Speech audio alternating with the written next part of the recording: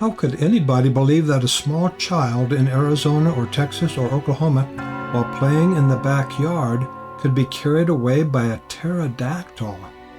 We will get to that. First, in southern Arizona, one morning in October of 1945, 2-year-old Mike McDonald was playing in his yard with the family dog. Without warning, the boy and the dog were gone. When the family couldn't find him, police, ranchers, and farmers joined in the search.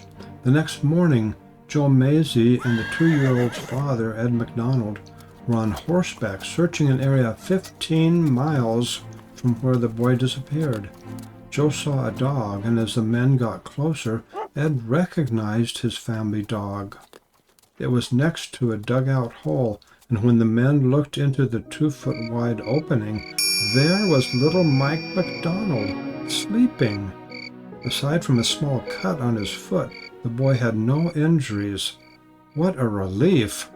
What happened? Keep with us, and we'll get into the answer and why little Mike was found 15 miles from home, and why he was in a dugout hole, and why the cut was on his foot rather than on another part of his body, and why the family dog was still alive, and why it was still with the boy.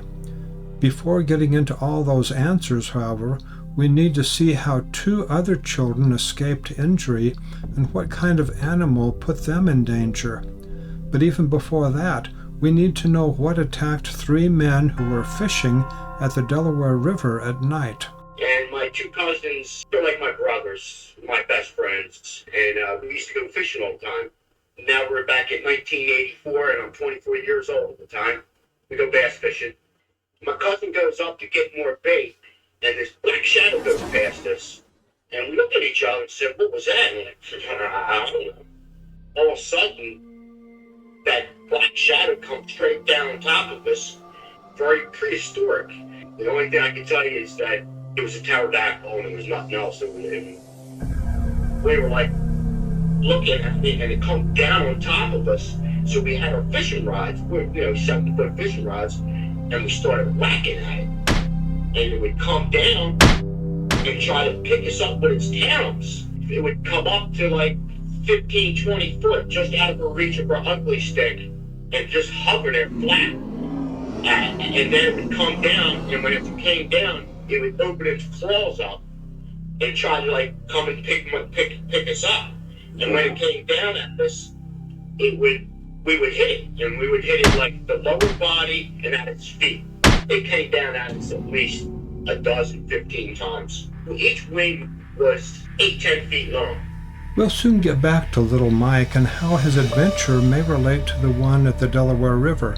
Yet first consider how a 4-year-old girl in Cordell, Oklahoma in 1977 escaped from a dangerous animal. Sarah was walking past the chicken coop. She turned to see a huge flying creature diving toward her. It was covered in dark fur and had teeth in its beak. The girl ducked down to the ground, and the animal just missed grabbing her. In 2021, she reported the encounter to a cryptozoologist and said, quote, "They will need to rewrite the books because if it is extinct, then it happened after 1977, unquote.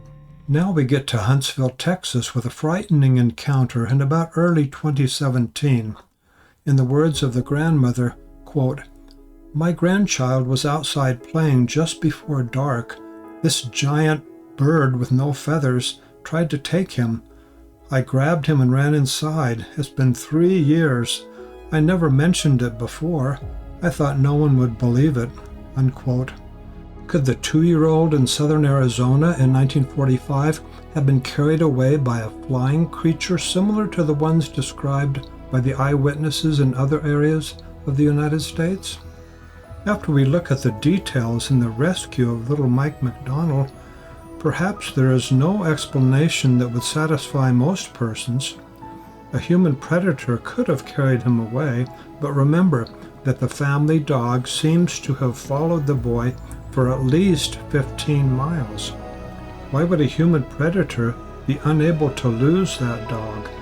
And why would he put the boy into a dugout hole 15 miles away?